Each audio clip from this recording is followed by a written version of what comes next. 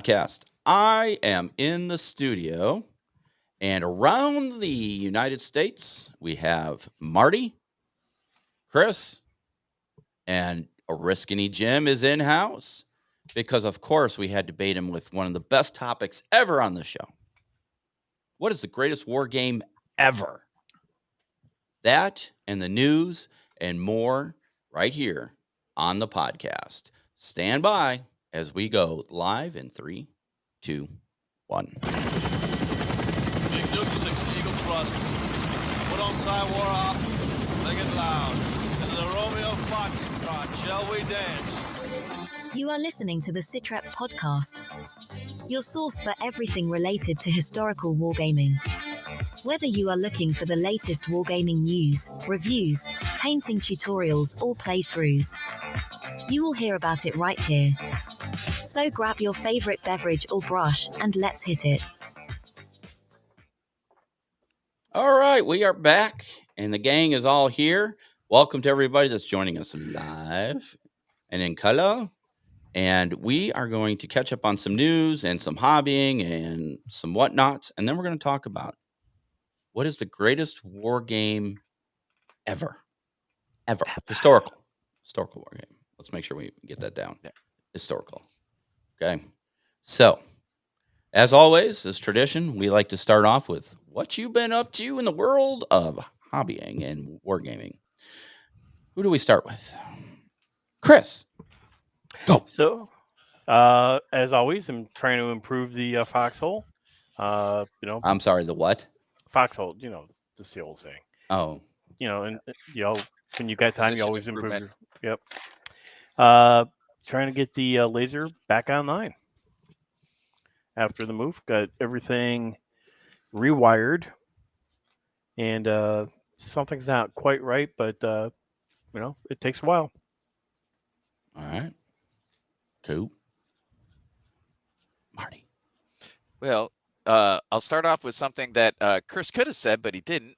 We went out to one of our local bottle shops, which is a fancy name for a place that brews beer and sells beer only in their tasting room, for their game night, and we played a couple of games. So did that last Wednesday night. I've been working on my modern dudes, my Western guys. I've got them base coated now, so got some colors coming along there. I'm looking forward to getting those done, and I have made some progress on my 2x2 Afghanistan village board. So nice. It's still all white, so I haven't posted any pictures of it because every time I try to, they're just all blasted white. You can't tell the difference between where walls are and shut. So sure. Soon to change, because I'm going to try for the first time using clay to make the walls. So the walls are made out of foam, but I'm going to overlay it with clay. So I'm going to try that. That'll be a first for me. And I bought 10 pounds of clay thinking, oh, that'll go. And then it came in this little tiny box. I'm like, I might have underestimated the amount that I need. Mm-hmm. It's going to add a lot of weight to your board, isn't it? Potentially. I'm going to try and keep it 10 slick. pounds if it's only this big and you need more. Yeah. I mean, the board's sturdy. It'll hold it, but it might end up being a really beefy board. Yeah. So we'll see on that. But that's pretty much what I've done over the past couple of weeks. So don't forget a couple of things. What's that? At least one thing. Marty's also working on his portable studio. His portable studio. Do tell. No, he's talking about I bought a camper. Oh. Yeah, I don't think Donna's going to call that the portable studio or allow you to have your crafting. Nah, hobbying, thank you. I mean, he's not wrong, but no, that is not the jump hawk. Yeah. Anyway, it can be. The fob. Yeah. All right. Mr. Oriskany Jim, sir. We haven't seen you in a while. I think you've been buried under computers and games, and you had a little PC equipment issue. Fill us in, sir. Yeah, there's been a lot going on since I was last on the podcast. Apologies for my rather enforced and elongated absence. We are finally wrapping up with a finale that goes out tomorrow. Our 80th anniversary series of discussions and war games commemorating the 80th anniversary of the Battle of Kursk. We've now finished 5 or 6 games in that series. So we've done Cherkaskoye, we've done Verkopenie, we've done Paniri, Prokhorovka, and out tomorrow comes the salvaged game. Again, the original footage was lost in that hard drive failure at Rumyatsev, Operation Rumyatsev. So already it's passing 3,000 combined views on our YouTube channel. It's been a great success. Thanks very much, everyone, for all the support that the community has shown us on that. And yeah, it's been a hell of a lot of work. And on top of that was also the 80th anniversary coverage of Sicily. We had 2 games there. We had the 82nd Airborne represented at Biazzo Ridge, where they kind of stopped me in my tracks with my 3 Tigers, no less. I did win on a technicality, but I'm not going to lie. The 82nd did kind of stop me from breaking through to the Gala Beach, I should say, where 45th U.S. Infantry was trying to come ashore. We also did Primasol Bridge, where we took Mr. John Frost and turned him into the human hibachi. We cooked him alive with an Italian flamethrower. That was very fun. And yeah, it's been a lot of recovery because we had I had a hard drive failure, and while 95 to 98% of my stuff was backed up, 5 to 2% wasn't. And 5 to 2% of what I do for SitRep Podcast turns out it's a lot. So it's been a lot of rebuilding assets, re-downloading music, I mean, it's been a lot to sort of get that back up and running. So that's 99% done now. We're back in business. We've had some pretty good games. We're trying to get back to our modern roots with some Vietnam stuff. There is some French Indochina action coming out soon. And last but not least, yeah, getting ready with the Mogadishu board for the upcoming 30th anniversary of, Gothic Serpent, the Battle of Mogadishu, 3 October 1993. So it's not till October, but that means you got to start working on it now because it takes a couple months to get this stuff ready. That game is going to be played on the 26th of August. That's just so I have the footage in the can and ready to go. And the reason, again, for such amount of lead time is, again, building a video takes at least 20 to 30 hours. It's usually 60 rules, 60 minutes for 60 minutes to build 60 seconds of footage. And also that first week in October is the 50th anniversary of Yom Kippur, the biggest Arab-Israeli war there ever was. So I have to get ready for that too. Of course. We're going to be getting those games going through September, and again, for hopeful presentation sometime in October. Yeah. Yeah, we know that the Arab-Israeli wars is kind of like a special place in your heart. Me and a lot of members of our community. Yeah, it's one of the big it's one of the big like favorite things to talk about as far as like modern combat goes, because a lot of times modern combat is some kind of counterinsurgency or guerrilla operation or something like that. Arab-Israeli wars is one of the few where it's 2 stand-up armies out in the field having tank, artillery, and aircraft battles, like we like to do. Yep. It's like World War II, the sequel, at least the early ones.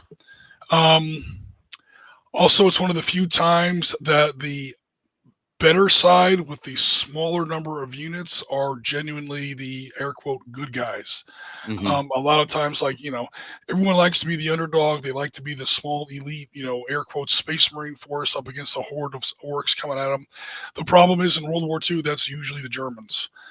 And you can say the same thing about some other wars going further back in history. So it's one of the few times that you get to play that small elite force and be, again, I don't want to get super political here, but be what most people consider to be the right side of history. You could almost say that about Vietnam too, but again, Vietnam was usually a counterinsurgency warfare, and in most battles, the Americans outnumbered the Vietnamese in most of those battles. So it's usually the Arab-Israeli wars are one of the only times you can really sink your teeth into that kind of material. Yeah. Awesome. Yeah. That's a lot on the table. So I don't know if you saw the comment, but someone asked if there will be a Black Hawk on the table. Yes, there will be a Blackhawk on the table. Yeah. I have Blackhawks in 4 scales now. I don't know why I have them in 4 different scales. Because you can never have enough Blackhawks. I would rather have 2 in the same scale, but yes, there will be a Crash Blackhawk on the table. The one helicopter I still have to build. Hopefully, I'll be making a video on that. I'll see how that works out. I still have to build that 20 millimeter little bird, Nice. MH6 little bird. Yeah. So that's the one I don't have yet. I do have the kit for it. I still have to build it. Nice. Funny story is the other day on the way home from work, I'm just, the highway I take to get home from the hospital is pretty wooded. And all of a sudden, just right over the top of the trees comes 4 little birds. Nice. And there's dudes sitting on the benches, and they're just looking around. I was like, oh, yeah. That was really cool. So Good. we good to know see that them all you the kept time. on- I mean, You stayed on the road. yeah, I was, and then a little further down, I saw 2 Apaches, and then last night we had Chinooks flying over our house left and right and center. It was a good night. If you love helicopters, this is a great place to live. It Just really one- is. Just one of the many sounds of freedom that you can Yes. hear here. Yeah. And those damn Chinooks were flying so low, all the windows in the house are rattling. It was great. So, all right, welcome everybody that's joined us. Yep. Yeah, we got quite the crowd. Tuffy in Ears already. is Yeah. back in the house. Where the hell have you been, Tuffy Ears? You missed She it was- earlier. Bill was was ghost having hunting. issues. We're just gonna put it out there. Tuffy Ears is like the 5th. She's like that 5th Beatle, right? Yeah. Isn't the Beatles had the 5th the 5th member? Well, Allegedly. Yeah. So let me catch you up on what I've been up to. We went to Gen Con. Last Saturday we went to Gen Con. We did a last minute decision to go to Gen Con. So we kind of shot from the hip and why went- playing anything? right? Yeah. And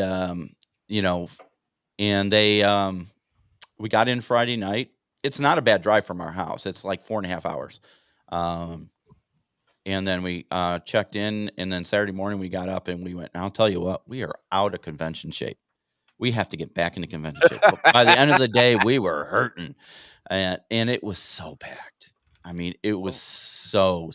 There were so many people. It was at some points I really wanted to take the backpack and just start swinging down the aisle to move people out of the way. It was Maybe your return to conventions shouldn't have been the largest convention with over 70,000 people and like the 85. entire downtown of Indianapolis. Oh, and I'm sorry, Tough Ears. We will not sack you. and Bill went on You're already Saturday. famous here, or perhaps infamous, however you look at it. Right. So Okay. we You met up guys with went on Saturday too. yeah, we went on the busiest day, Yeah. Yeah, so we did not get around to we did not achieve our 100% objective. We probably got about 40% of what we wanted to do. Because we met with Ronnie from Mantic. I had a nice conversation with him. We met Carlos from oh my god, how is it? From Infinity Miniatures. Okay. Corvus Belli? Yes, thank you. You're welcome. Why, and then we talked to the guys at Firelock, and Yeah. we Mike purchased Nunez the new and- 2-player starter set. Holy moly, is that nice? Yeah, I've got it. Really nice. Yeah. So we got one of those, and then we met with the guys at Modifius, and How's Gregoire and Alicia? good, very good. And They- so Dawn got this new RPG hybrid RPG. So there was a lot of stuff. We met with some people. NashCon is next weekend. We might go. That's an HMGS event. We might go on Saturday. Check it out. And because we're supposed to fly down to the Keys Sunday, because Dawn's got some stuff to do. But yeah, we've done that, and I posted the video of the train. We met up with Kirk from Miniature Building Authority, and I posted some of the train I bought because he told us this was going to be his last Gen Con because he's getting old, and it's just a lot of work, right? So but he'll still be at like Adepticon, Historicon, those kind of things. But Gen Con probably not so much. So a lot of good networking. We've met with a couple other people to work on some stuff.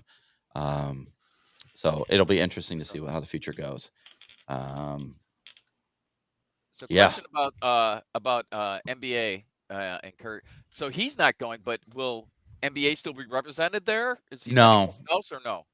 I don't think so. Alright. I don't think because his partner retired last year, so it's pretty much him and a couple. I don't know if they're volunteers or help, but no, I think he's going to scale back to the smaller conventions. Gotcha. So yeah. So yeah. So and I know we had folks reach out to us from HMGS Midwest. Yep. They want us to cover a show. When is that show? October? It is the end of September into the beginning October Okay. that weekend. I think it's the 30th through the 2nd. Okay. Have Question you reached mark? out to them yet about what I messaged you? I have not Okay. talked to him yet because I figured we should all have a chat here first before That I sounds good. start That sounds obligating us to things. Tough ears. All right. So that's pretty much what we've done in hobby time. Marty? It's that Tuffy. Wait a minute. Tuffy ears. Listen up, people. It is time for the news with Marty. What in the wide of world wargaming is going on? Let's in on the scuttlebutt. Bring on the awesomeness that is wargaming. All right. Special news alert. Breaking news. Marty's not a demon. Tuffy ears. Although that course sounds like it'd be a lot of fun. Yeah. All right. So let's do this. All right. The first one is the one that probably excites me the most. Okay. So as you know, we're fans of Spectre. I've got versions 1 and 2, and now version 3 out for pre-order end of this month, August 25th. So and it here is probably one of the greatest changes to how Spectre has done things in the past. Spectre has always said, we are not doing PDFs ever. We're just not going to do it, because they don't want their IP floating around there out in the wild. Right. However, for version 3, if you buy a physical copy of the book, they will send you, or link, or however, you will somehow get a PDF version as well. So the pre-orders, you get the physical rule book, a quick reference guide, force cards, and the PDF. So pretty much a whole starting set there. It is going to be, it's 36 pounds, so that I think it's about $47.50 ish. I mean, things change on the exchange rate, whatnot. USD. So, $47. You get the rule book. The quick reference. You get some cards and the PDF. Yeah. That's not bad. I'm pretty excited to see what that's going to look like. I've been kind of following along their progress on their Facebook page and their blog. Particularly, they put a lot of stuff out on their Facebook page, as well as if you subscribe to their newsletter, they talk about it. Right. So it looks like it is going to be a super interesting game, and Tuffy years. It's your money, for crying out loud. You know what I'm talking about. Although maybe it is. I don't know. But it looks like it's going to be a pretty cool game. So I'm excited to see what that looks like. Particularly because that's one of the games that we probably already have all the figures and all the terrain to play. We just need to see what the new rules look like, and what scenarios there are, and set it up and go. Yeah. So that should be cool. All right. Next item for you World War II fans, if you've ever played the board game Undaunted. Yeah. I tried to get this at Gen Con. They were sold out by Saturday morning. Yeah. Well, now you can play it on Steam. What? Yes. So it's an early access game, so that means it's still kind of under development. Nice. But for $15.99, you can get the game on Steam. And you can play in a 2D or 3D version on Steam. So, all the stuff that the regular game does, if you're familiar with it, it's all the same thing, just in a virtual environment. So, if that's your jam, check it out on Steam. It's I think that could be a pretty big deal for folks that are fans of Undaunted Normandy. Yeah. You know, No, that's it's, pretty nice. you know, you see the little preview video going on there. It looks pretty cool. Yeah. So 1 player, 2 player? yes. And there's a solo mode where you play AI, Mhm. and then you can play the regular rules. When is it available? Is it available now? You can get it. You can get the early access now. But All right. like So right now, you I can see a click that video in link. my future.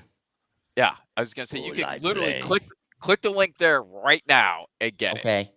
You know, so I'll do that after the show. he says now as soon as he flips to the next one, he's gonna go to another screen and buy this. So it won't be the first time. Mhm. Right? Yeah, I really tried to buy any or all of the versions of Undaunted at the Osprey booth, and they were sold out by Saturday morning. I'm like, how do you sell out by Saturday morning? Didn't you plan? Come on, people. Or maybe they did, and you know they Yeah, just brought everything. it's very popular. It's that popular because Yeah. it is that popular. To bring up some chat, let me show some stuff because, of course, you know when we switch screens, the chat goes goofy. So I'll just post it this way. So this is to anybody. So this skirmish game, like Oriskany's design rep skirmish, or is it bigger scales? Referring to Spectre. Spectre is a 28 millimeter tabletop miniature game, and I have not seen the new rules, but generally speaking, it's skirmish. No, I don't know, somewhere between depending on which level dudes you're playing. It could be anywhere between 5 guys on a side if you're running elites, Yeah. up to I don't know, 15 or 20 maybe. Yeah. So yeah, All the right. same general command scale. Yes. Yeah, it's the same. It's actually the same. They're revamping, streamlining their rules. They're adding some stuff Yeah. to update it from previous versions and kind of streamline things, like I said. So we'll see shortly. Yeah. All right. So speaking of Normandy, by the way, to answer that question, yes, Undaunted Normandy is the one that's on Steam. Now, if you don't want to play a virtual game, but you're gonna have to scroll way down. There's a ton of that crap. So go We gotta get way past down to get steampunky to. stuff. Yeah. Oh, here. There you go.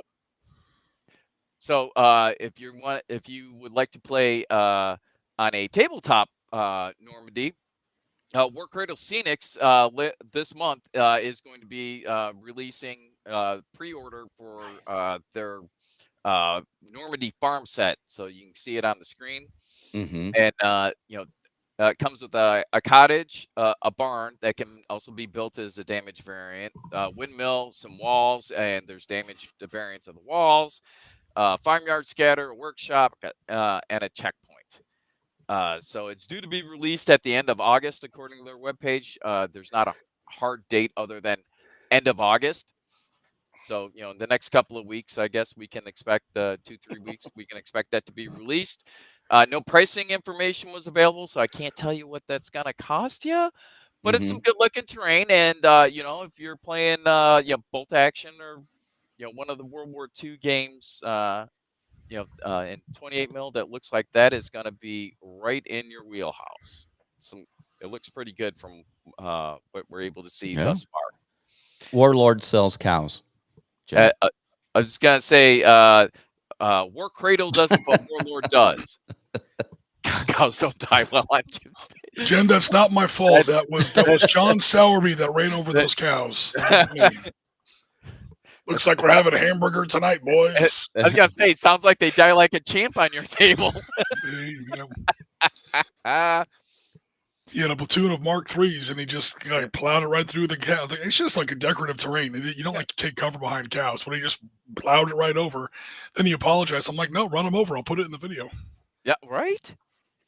All right. It adds a little flavor. Flavor. All right.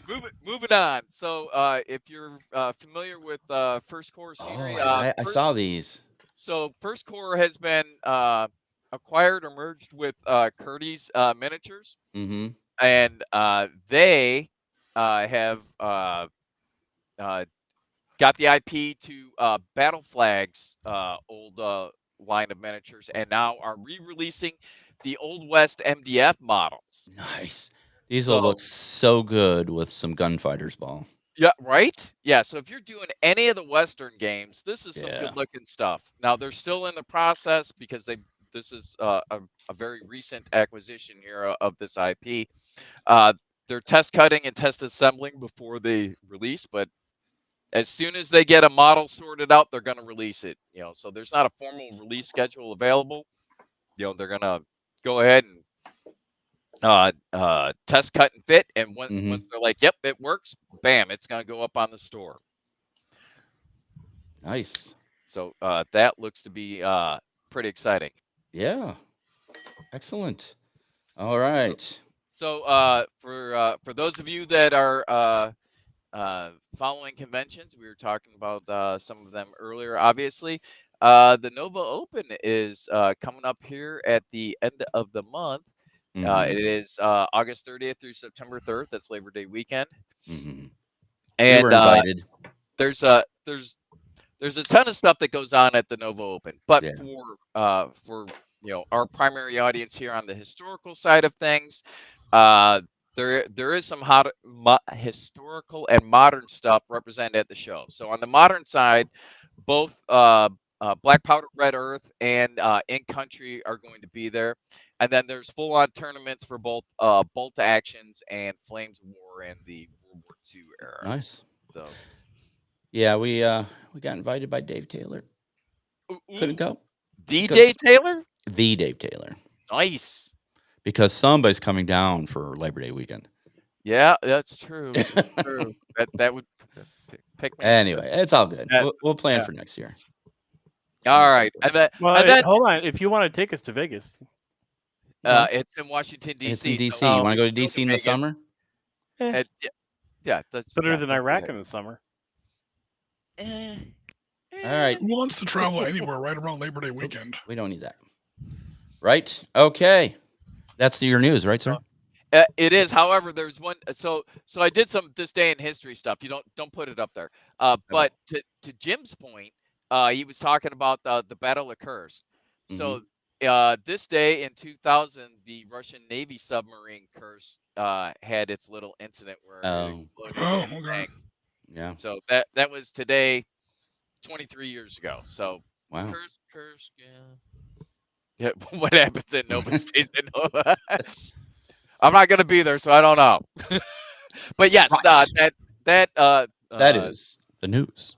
That is. Speaking of Kursk, what happened in the White Sea unfortunately did stay in the White Sea.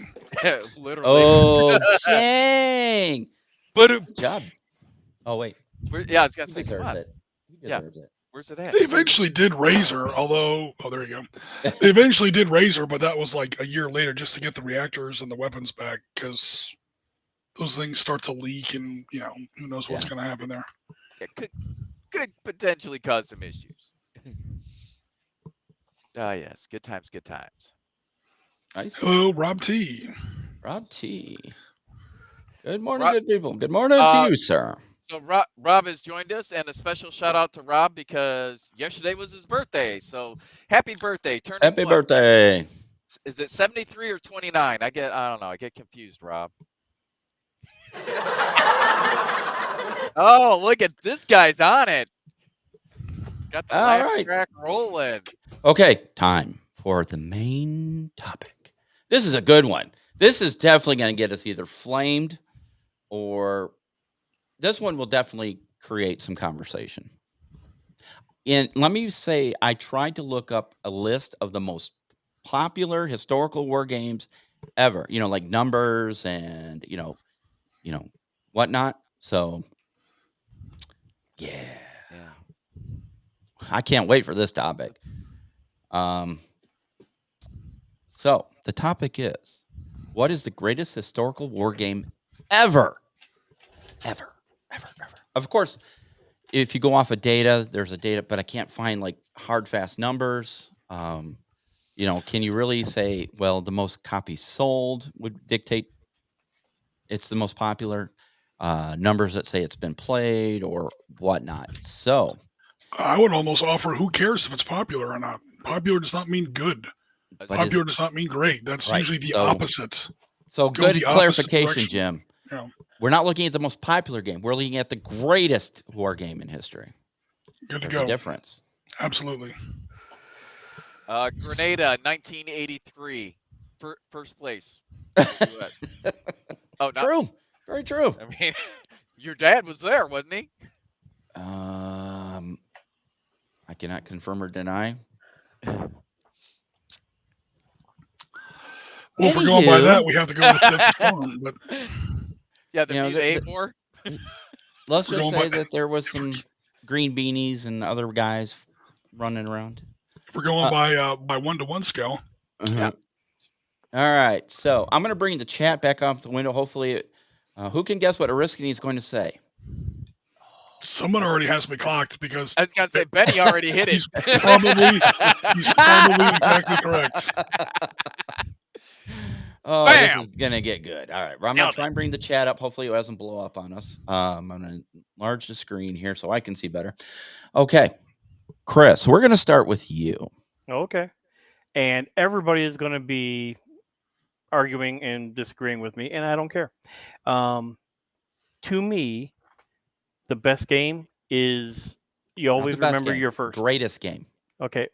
For me, the greatest game was you always remember your first historical war game, and that was Midway Campaign on my Commodore 64 by Avalon Hill. Nice. What was great about it?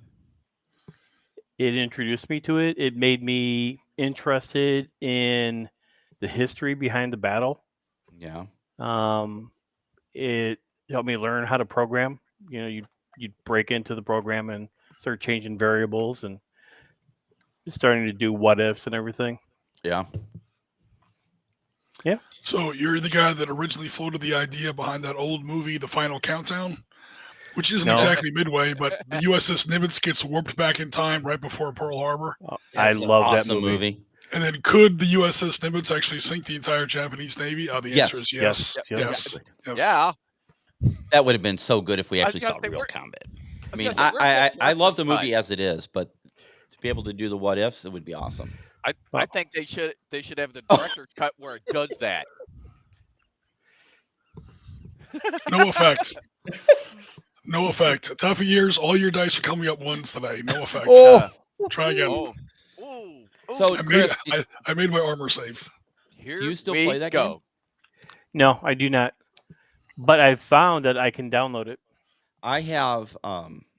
If you are a video gamer person, there is a Facebook page called Retro Video Games. Yep. I believe it is. I'd have to look up to get the exact thing.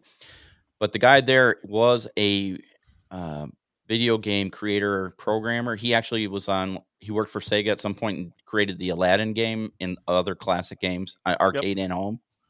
He creates a Raspberry Pi arcade thing, and it has just about every system on it up to a certain year. And he has a Commodore 64 on there and an Amiga and all those.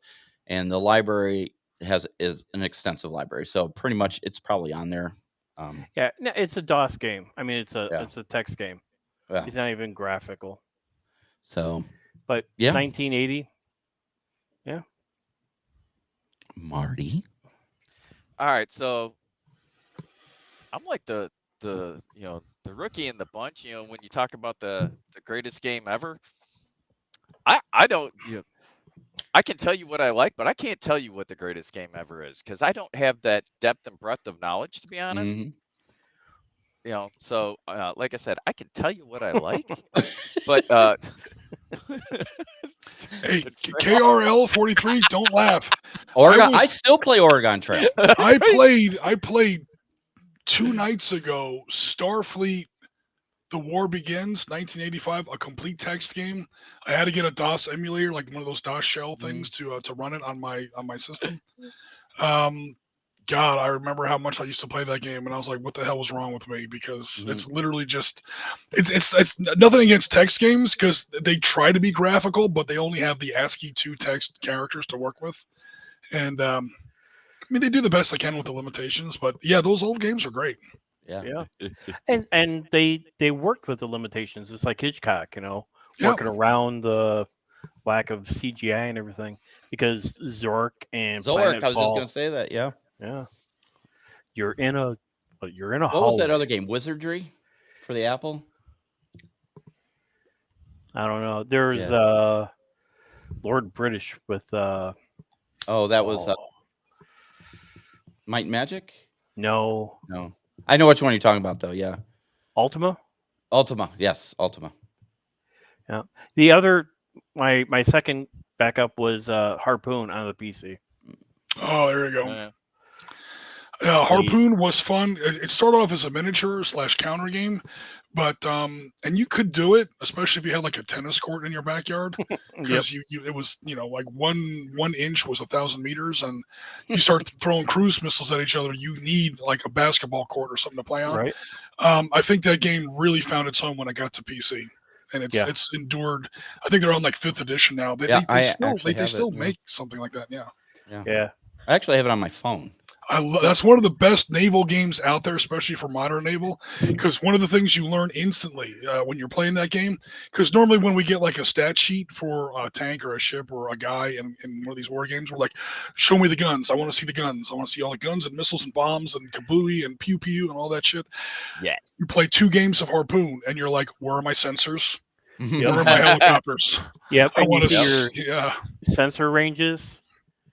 Yeah. And So- It's all about the sensors. Yeah. Because there's no armor against those weapons. Yeah. We see this in once in a while we run Rory Crab's Naval Command. It's sort of like Harpoon for Dummies. We haven't played it in a while, but there are some streams in our back catalog where we played it with all kinds of stuff. Invasion of Taiwan, some sort of Singapore crisis with the Royal Navy versus the Chinese, like basically modern and near future, like what if, like naval combat. Mm-hmm. And yeah, it's all about this because there's no armor, not against those weapons. Those weapons almost always hit. It's your air defense, your ECM, and your all your armor is electronic, and your real attack systems are your sensors. Because whoever sees the other guy first is probably going to be the winner. Yep. It's funny that one, Chris, you mentioned Harpoon, and 2, Jim, you mentioned having a tennis court to play it. So my last trip to Afghanistan, after I got done with my actual job, I ended up at a division headquarters in Kandahar, and we played Harpoon on the night shift in the TOC, and I was there for about 3 weeks before I rotated home. And I don't know, 3-4 nights a week in the middle of the night we would play Harpoon. We didn't play it on a tennis court, but we did have a conference area that was big enough that we had a 24 by, let's see, it was 3 tables wide, so that would have been 9-foot table that we played it on.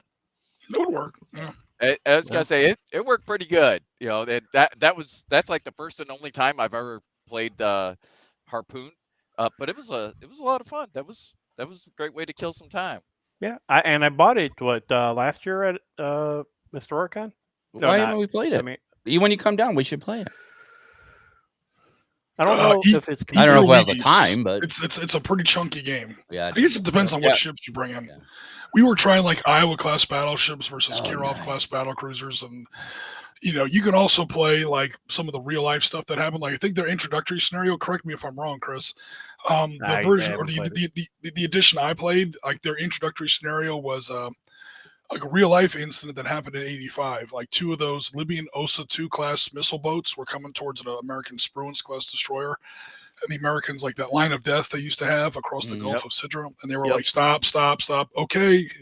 Like they say on the internet nowadays, F around and find out. Right. And they just started launching harpoons at these tiny little Osa boats and do the math. Nice. And again, if that Spruance takes 1 hit, I mean, well, we all remember what happened to HMS. What was that? HMS Cole? Sheffield at the Falklands. Yeah. Or if the boat gets, or if their little boat gets close enough, the Cole, the USS Cole when it was in port. And So, you guys ready for the world's greatest historical war game ever? Well, let's hear your opinion. Bring it. It is the only opinion. If you look over Jim's right shoulder, God damn you, Bill. I had all these notes ready to go, and now you just stole my shit. I didn't steal it. That just means we agree. It's No, the greatest absolutely. war game ever. And there is data to back that up. Go ahead. So, to Chris's point, it was the very first war game I ever played with my dad. My dad and my Uncle Bob were very big gamers, war gamers, historical.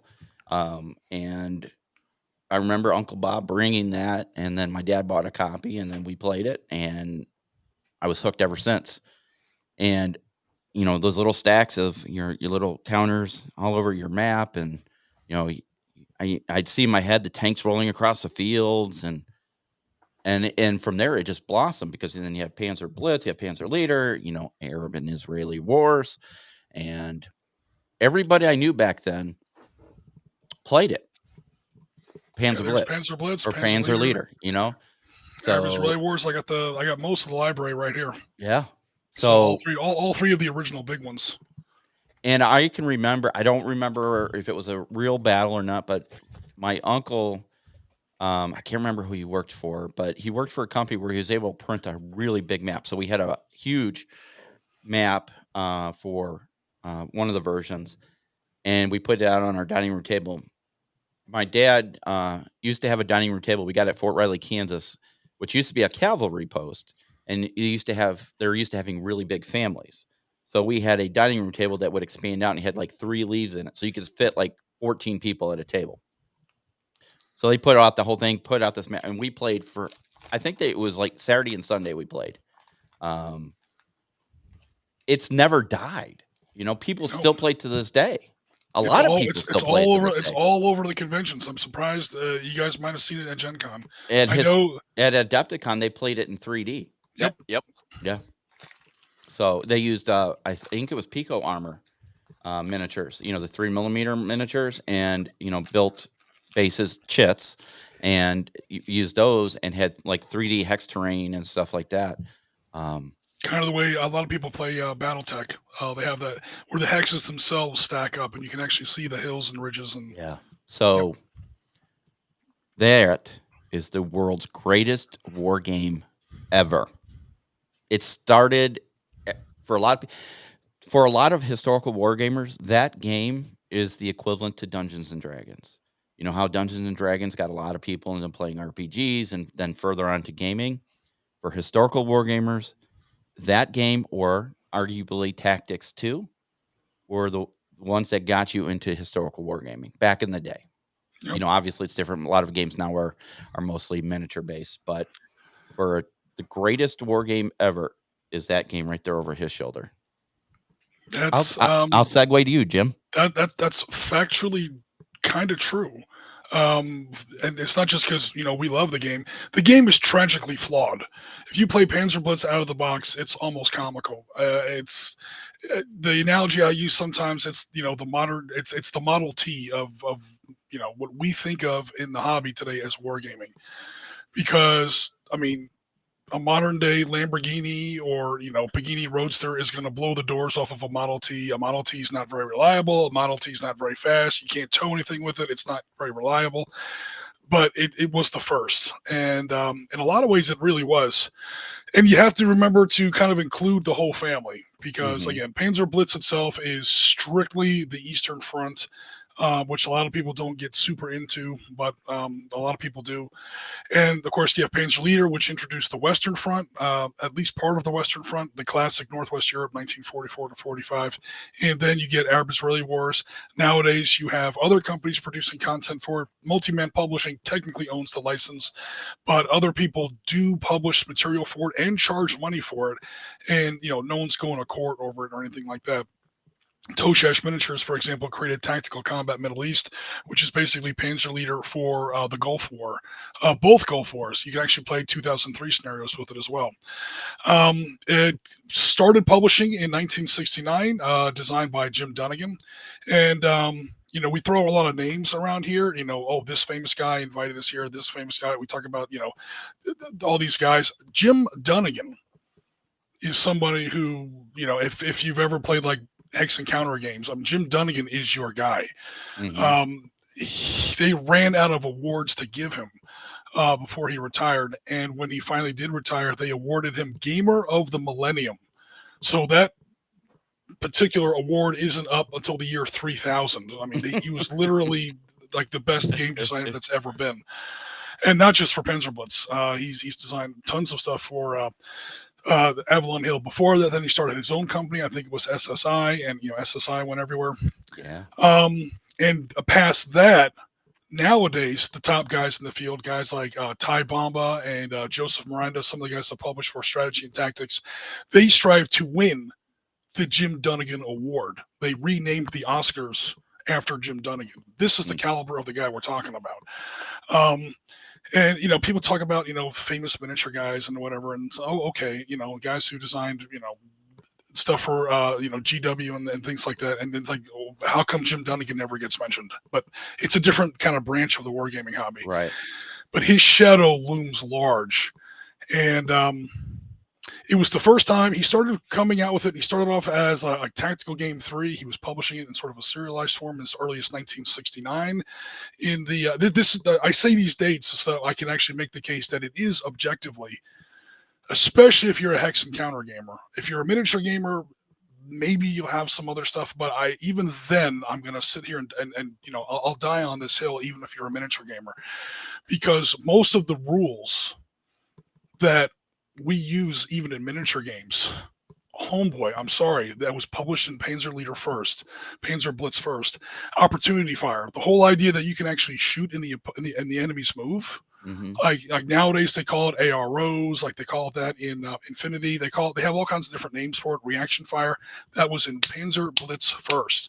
Came out in 1969. Look it up. It's out there. And if Jim Dunnigan had a nickel for every time his game system was homaged, copied, outright ripped off, parodied, or whatever, he would be Sultan of the goddamn solar system by now. I mean, he was absolutely huge. It was the first time the game actually came out in a box set for the first time in 1971. It was the first time that you could sit there.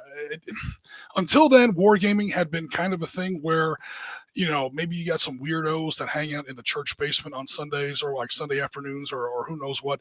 It was definitely like kind of like a closet, a hobby. It definitely wasn't really an industry, at least not out in like the main, commercial space. It was the first time you could go to a bookstore, a toy store, a game store in those days, and just pick something up off the shelf for, in those days, $10. And, you would literally be set for life. I mean, you could literally pay if you like. Sometimes people ask if you had to be stuck on a desert island with one game for the rest of your life. You could theoretically play Panzerblitz forever, much less if you had the whole library: Panzerleader, Arab's Early Wars, Tactical Command, Middle East. Avalon Hill was a thing before that. You mentioned Tactics 2. Avalon Hill before that had published what they called de-elimination games, or like divisional scale games, or like Defender eliminated games, where you got a nice box, I don't want to pull it down because I'll break something, but like Gettysburg, or Waterloo, or Austerlitz, or Midway, or Overlord, or Battle of the Bulge. And they would give you like some additional scenarios in there, like, oh, what if Jackson had been alive for the Battle of Gettysburg and stuff like that? Some variants, but you got one map board and one set of counters, and you could just play that same game, that same battle over and over again. Sometimes throwing in a curveball or two, but Panzerblitz was like, here's 3 map boards. Later, Panzerleader would have 4. Arab's Early Wars would have 4. Nowadays, everybody can make their own maps. But you would have like a certain number of map boards, and they were designed in such a way where no matter how you put them or rearrange them, they always matched up. Yep. And that sounds kind of basic nowadays. Again, 1969, 1971. This was, friggin' mind-blowing in those days. And again, any game that you buy a box set and you can say, oh, I have this box set now. I can make up any scenario I want. You owe Panzerleader $1 because they were the first people to friggin' do that. So I remember people in the General magazine. This is way before the internet, obviously. You would the Panzerblitz comes with 12 scenarios in the box, and people would play all 12 scenarios like they were reading a book. Oh, I'll start with scenario 1. That anti-partisan operation at Minsk. I know you played that one, Bill. You played it with Gaz once. and you go through all 12 scenarios, and then you get to the end of the 12th scenario, and you realize that there are counters you've never used. And people were writing the general magazine with questions, like, like ask the author kind of things, like a little column Yeah. they used to have in the magazine, and then be Yeah. like, "What's up with these? You sold us these counters, and they're not in any of the 12 scenarios." And they had to actually put this out there in writing, bro. Make up your own games, make up your own scenarios. Panzer Blitz was the first to do that, at least in a big commercial setting. Mhm. Again, people have been playing with miniatures. People have been playing with miniatures since the late 1800s. H.G. Wells. You know? Yeah, even before Yeah. that, the Yeah. the German general staff was doing it. Although that's not really a commercial setting, but yeah, people have been playing war games forever. But Mhm. this Panzer Blitz was really one of the first games that did that on a like national and then global scale, Yeah. and made it available to the general public and introduced it to the general public again for $10 a box in those days. Now you enter into the era of desktop publishers. You've got guys like Alan Arvold, Byron Henderson, Brian Train. Again, if you're in this space, you know these names. Pat Storto, or Riskin Jim, who publishes the stuff on Consum World, on Board Game Geek, on Facebook groups. There's a guy now in the Facebook group, Gregory Chen, who creates his whole new counter set for Ukraine 2022. People have created Panzer Leader scenarios as far back as 1919. Where there's no real tank battles in World War I, but if the war had lasted one more year, Yeah. then you get some actual tank battles. So you can go like over 100 years. There's Mhm. no other game system in the world that does that. Right. So 1919, all the way into the Ukraine, into the future. In fact, I'm working on a scenario now that includes those new M10 Bookers that the Army's getting. It's supposed to be like one of the upgrades or replacements for the M2 Bradley. It's kind of limitless, and those are all the reasons that I say Panzer Blitz, or that I agree with you, Bill, that Panzer Blitz it's got to be up there. Yeah. As far as one of the best. Or no, again, Panzer Blitz, if you buy it out of the box, I'm always hesitant to actually recommend Panzer Blitz, because if you just buy Panzer Blitz out of the box and you read the rules, you're like, man, this game is kind of. Number one, it's kind of basic. Well, okay, so it's 50 years old. Yeah. Well, for us mere mortals, not the Oriskany level of gods of gaming, but for us mere mortals, it's a great game. Oh, absolutely. You know, oh no! Oh no! Hold on, I'll be back. Oh no! Oh, cute I tough had to ears. say the gods of wargaming, and Tough ears down got from him. the heavens, Zeus zapped them. So I don't know. It looks like your camera unplugged, bud. I'll find it in a second. Okay. So while we were talking, this whole thing has meatballed into something great. You ready for this, guys? Christopher, What? you are a PC gamer-ish mostly. Yep. I play PC games, but December, our last show of the year, will be our awards show. Chris, you are tasked with coming up with the award for the best PC war game. Marty, you will come up with the award for the best terrain hobby thing. Oh, it's obviously my board. Done. Jim, Yep. you will come up with the award. So what I'm asking you guys to do is come up with the criteria, and then we'll send it out to people to get some nominations, and then we will do our input. We'll, put it together and throw it on the table and see what sticks. Jim, you will have, should we say the traditional war game award? For the previous year, something like that. Yeah, well, this year, anything released yeah. in this year or previous. Okay, Okay. It has to be, since it's our first year, we'll go with, let's say what is this, 23?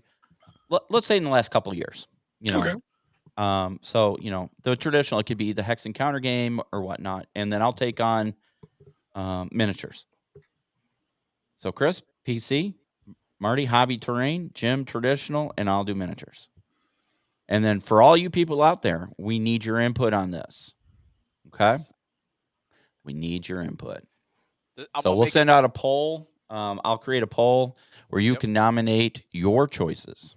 I'm going to make it super easy. I'm just going to take pictures of my stuff and have people vote for it. No. No. That sounds kind of biased. You know, like any good It's not biased. They're voting for it. like any good competition, family members are, not eligible. Yes. Members of the Sit Rep podcast and family members and close associates are not eligible. What if one of Jim's games is nominated? Wait. I thought we were just like, what? Why would our people be? We're okay. I'm maybe I'm misunderstanding. No. They can vote. Okay. They can't win. Now, if your game, Oh yeah, sure. if your game gets like 1,000 votes over Panzer Blitz, then right. So, I'm just saying. We just Marty don't can't want say Marty- I'm only putting my stuff in my category and I'm winning. That's Damn it! You people are all against me. See, that's bias right there. I don't think anyone's produced anything new for Panzer Blitz in the last couple of years. So I think we've talked about Panzer Isn't there a Blitz modern enough. version, Jim? Didn't somebody? There's print them? several modern versions, but they haven't come out in like Tactical Combat Middle East came out in 2007. Okay. West Atlanta Gaming Group's been coming out with it since 2000. My version came out in like 2015. Okay. So yeah, nothing. I mean, there's people with new scenarios. Like Gabe Chen comes out with stuff almost every week on the Facebook Panzer Blitz Panzer Leader Average Red War Facebook group. Okay. And his stuff's really good. But yeah, I don't know if that's like a new game system. Okay. Toughy Years, yes, I accept it. Toughy Years will do the team's best FUBAR of the year award. Does that mean Tough Ears has to be on the show? Yes. I was gonna say that's what I'm hearing. Right. And Toughy Years, if I saw back in the comments, you're almost ready to run the RPG. Twilight 2000. Yeah. Nice. Tough Years was live with us. She played not only the Sit Rep Skirmish Aliens Halloween special, but she was also in one of our HK Ops sessions one time. Mm-hmm. Nice. So, yes. So technically, she's been on the show before. Yes, she has. Like I said, she's the fifth Beetle. But we won't fire you. I would add Piotr to that list as well. Oh, yeah. Yeah, we got to get Piotr on. Piotr was in that Verkopenia game that comes out tomorrow. So he's still with us. Yeah, we'll have to come up. We're going to have to come up with some categories, and we're going to get Gaz in. He can do the best paint job. Yeah, there you go. So, Gaz, if you're watching this, you're hired. Right? Yeah. Gaz, if you're watching this, Bill just assigned you homework. That's okay. When Gas comes out, we assign him homework. Yeah. Here's my pile of shame. Get started. Yeah, right. And he returned the payment with COVID. He did. Yeah. The gift that keeps on giving. Yes. Yep. So, guys, we need to hear from you. What is the world's greatest war game ever? It's Panzer Blitz. I mean, just agree with us now. It's that family. You do have to include like the whole family. The family. The familia. So, okay. In that category. But we are going to create our own award show. Yeah, exciting news. Now, again, it's been improved upon since then. Assault Tactical Combat is basically a much more realistic version of Panzer Leader in the modern setting. It's just a huge chunky game made by GDW. The Panzer Grenadier is a much more, I mean, their maps are gorgeous. It's basically the same game, but like hella upgraded. So the reason I kind of put it out there as like the greatest ever is that none of these games would exist without Panzer Leader, the Panzer Leader family. And honestly, that goes for a huge amount of not only games, but rules and concepts that are included in goddamn near every game that's out there now. Yeah. Any game where you can buy something off the shelf and create your own scenarios owes Panzer Blitz some degree of debt. Agreed. Someone mentioned that Jim, you would owe him money too. Oh, absolutely. Like I said, if he came out with if he had $1 for every time, good grief, yeah, tons. Take a look at our stream back feed. Yeah, you're. There's a lot in there. Oh my god! Always some of our most popular videos. I think our Panzer Leader tutorial is still like it's up to 7,000 views. Yeah.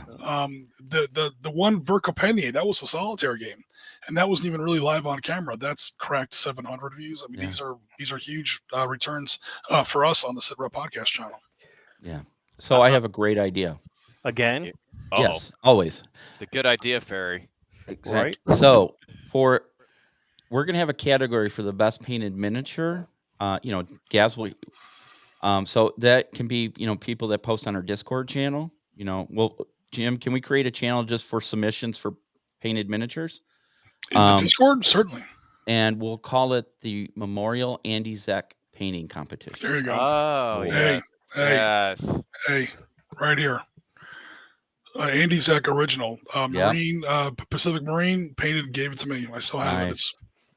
It's Very right nice. here. So by for those of you who don't know who Andy is, Andy was a friend of Jim and I, and a lot of members of the Beast of War clan. I met him way back when. I can't even remember. I think it was during the boot camp for it was King for one Yankee, of the wasn't boot it? camps. It was. I'm not sure if he was there for that one. If he was, I didn't know him then. I met Yeah. him You met during him at the bolt action one, one right? of the either bolt action or no, even before that. It was like 4th edition Flames of War. Okay. Suetonis Paulinus is what used to be his handle. Yeah. After one of like the first Roman governor of Britain or something. I can never remember how to spell it. I probably just mispronounced it. But some people might know him by that name. Yeah. So he was a genius at painting, very humble man. Just an amazing guy. Right before his passing, him and I were working on producing some videos on how to paint camouflage on uniforms. And unfortunately, he passed. So it never came to fruition. So just an amazing man, and I think what a better way to honor him and to name the painting award as the Andy Zek Memorial painting. So yeah, Insanely fast too. I mean, yeah, that boot camp, his army was done. Like completely done. And some of those boot camps, you get like 20 or 20, 30, maybe even 40 figures if you include an infantry. mm-hmm. And you didn't get the stuff until what, Friday night? Yeah, so Friday night, by Sunday morning, his stuff was like beyond tabletop ready, done. Yes, and he names all his figures. Yep. If you look on his bolt action guys, they all had names. It was just an amazing guy, just a real humble man, and yeah. So I think that is a great way to keep him in our memory and honor him, and go from there. So we all need tuxedo T-shirts for the show. Done. Jen, great minds think alike. And I was literally thinking, I got to get me one of those. Done. So done. All right, guys. Well, any last thoughts before we close out the show today? Anyone? No? All right. Good show, guys. So Panzer Blitz wins. Thank you. Your opinions don't count. Ours does. In that category. Different categories, man. Yeah. So, yes. So I love the idea that community can submit their hobby. So we will get a Discord channel set up for submissions to the Andy Zek Memorial Painting Award. Okay. And please submit your items there. So that'll be great. Okay. Now the question is, Jim, do we limit it to historical miniatures? Our Discord has typically not really limited anybody. It's mostly a historical crew in there, so the vast majority of our stuff is historical. But we've never, people do submit a lot of Star Wars stuff, a lot of fantasy stuff in there as well. Yep. I say let's open it up. Yeah, it's open, but because this is the historical channel, it's weighted. Well, yeah, I mean, it's going to be weighted just by the people that are in that community. But we don't want to give the impression that if you submit a historical, a non-historical figure, that there's going to be like some sort of handicap on your consideration in the contest. Oh well, to KRL's point, what about best scratch-built terrain? I guess we have to have another thing for that. I was gonna say, can we put that somewhere as well? Yes, I guess we need a terrain building submission category too, Jim. All right. Because Marty's going to do the best terrain hobby item that you can buy, that's produced. So nice. Yep. I agree, KRL. So we Yep. are going to open it up to everybody. Deal. Done. Exciting news, guys. Yeah. Now, who's gonna? Yeah. There you go. I like the way he thinks. I can submit to the best scratch build stuff. Still can't win. Submit all you want. I was gonna say if you're gonna submit best scratch built terrain, you're up against me. And stand by. Pack a lunch, my friend. Pack a lunch. Oh, this is on. Do this. The Hulk Hogan thing. Oh. What you gonna do, brother? All right, guys. Bush 18. Hello. Welcome to the end of the show. Yeah. But thank you for joining us. Yep. So, guys, thank you very much for joining us.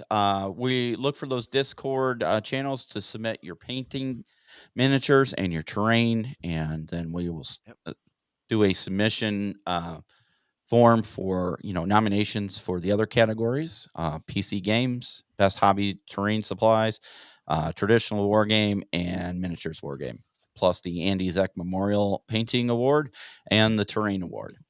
So, Yes. and What then about- Chris, and- get and your don't- laser thing done so we can make nice award plaques that we will send to those people that win. Okay. Okay. Yep. We'll put the sit rep logo on it and say, you won, whatever, and we'll send it out. Instead of a virtual award, we'll do an actual physical award. We can't make it an NFT. No. God. Are those things still around? I don't know. It was make believe from the beginning. It's all Right. bullshit. Yeah. I can't believe anyone ever got away with it, to be honest. Exactly. So to everybody out there, thank you very much for joining us. Great group today.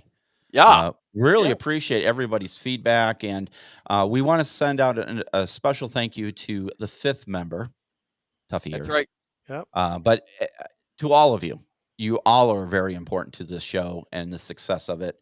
So thank you very much, Rob. We appreciate you. Yep. I am kind of shocked that Tough Ears didn't slam anybody today. Oh, she Ooh, we tried got to some slam storms me. rolling in. All right, guys, I got to get out of here before I lose my internet. We have some severe storms rolling in. Thank you very much, guys. We will see you on the next show.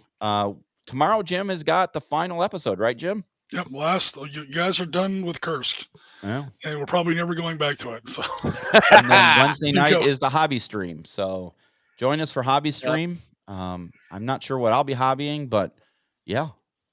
And then probably the next time I do a Wednesday night stream, I'm probably going to do the Undaunted. Marty, I'm picking that up as soon as we get offline here. I'm telling you, it looks really cool. It does. All right, guys. Thank you very much. We will Okay. see you in the next show.